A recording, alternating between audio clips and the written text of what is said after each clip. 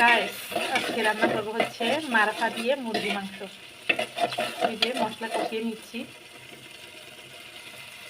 এখন দিয়ে দেবো হচ্ছে মারফা।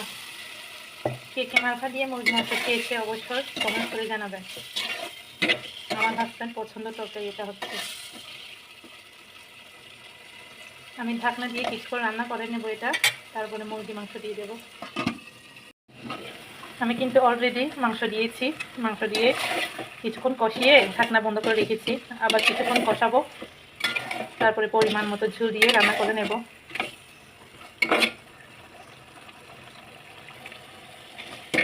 বন্ধুরা, আমার রান্নাটা খেতে কেমন হবে অবশ্যই কমেন্টস করে জানাবেন। আমি ঝোল দিয়ে রান্না করে নেব এখন। এই যে গাইস, আমার রান্না কিন্তু শেষের দিকে। অনেকে বলতে পারেন এত ঝোল বেশি কেন? আমাদের বাসায় সবাই ঝোল পছন্দ করে, যার কারণে ঝোল একটু বেশি দেওয়া হয় সব রান্নাতে। কারা কারা মারফা দিয়ে মুরগি মাংস খেয়েছেন অবশ্যই জানাবেন, আর যারা খাই না একবার ট্রাই করে দেখবেন। এই রান্না তো অনেক মজা।